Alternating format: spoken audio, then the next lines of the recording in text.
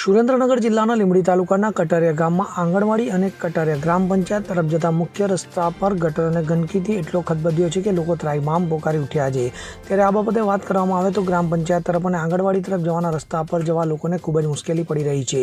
તો આંગણવાડીમાં અભ્યાસ કરતા વિદ્યાર્થીઓ માટે પંચાયતના નાના મોટા કામ માટે પણ ત્યાં જવું ખૂબ મુશ્કેલ બન્યું છે। ત્યારે આ મામલે આંગણવાડી બહેનોએ કટારિયા ગ્રામ પંચાયતને લેખિત અને મૌખિક ફરિયાદો અને રજૂઆત કરી હતી। તો કટારિયા ગ્રામ પંચાયતના સરપંચ અને તલાટીએ જવાબ આપ્યો હતો કે તમે આંગણવાડી બંધ કરો, પછી તમારા ઘરે આંગણવાડી શરૂ કરો, તો બાકીનો રસ્તો એ જ રહેશે, તમારે જે કરવું હોય તે કરો। કટારિયા ગ્રામજનોએ પ્રત્યે સ્થાનિક લોકોનો આવો ગેરવાજબી જવાબ અને ગેરવાજબી વર્તન કર્યું હોવાના આક્ષેપોએ ગામ ગુંજવી ઉઠ્યું હતું। તો આમ ગુજરાત સરકાર સ્વચ્છ ભારત મિશનની વાત કરે છે અને આવા ગામોમાં રહેલા મૂળભૂત મુદ્દાઓ અને સમસ્યા ઉકેલવાને બદલે સ્થાનિક પંચાયતના સરપંચ અને તલાટી દ્વારા ગ્રામજનોને ધમકાવવામાં આવે છે, જેવું ગામ લોકોએ આક્ષેપ કર્યા હતા। જો છોકરાઓ કે ગામ લોકો બીમાર પડે અને કંઈક અનિચ્છનીય ઘટના બને તો કોણ જવાબદાર રહેશે, તે પણ એક ગંભીર પ્રશ્ન ઊભો થવા પામ્યો છે, કારણ કે કટારિયા જવાનો રસ્તો સરળ નથી। તો આંગણવાડીમાં અભ્યાસ કરતા વિદ્યાર્થીઓ તેઓ આંગણવાડીમાં જઈ શકતા નથી, પરંતુ ગ્રામજનો પંચાયત સુધી પણ પહોંચી શકતા નથી, તેઓ મુશ્કેલીઓનો સામનો કરી રહ્યા છે। જો ભવિષ્યમાં આ સમસ્યાનો ઉકેલ નહીં આવે તો તેઓ ગાંધીજીના માર્ગે આંદોલન શરૂ કરશે હોવાનું જણાવાયું છે।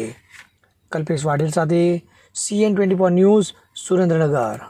હવે જુઓ દેશ દુનિયાની તમામ ખબરો તમારી આંગળીના ટેરવે। ઉઠાવો મોબાઈલ અને ગૂગલ પ્લે સ્ટોર પરથી ડાઉનલોડ કરો અમારી CN24 ન્યૂઝ મોબાઈલ એપ।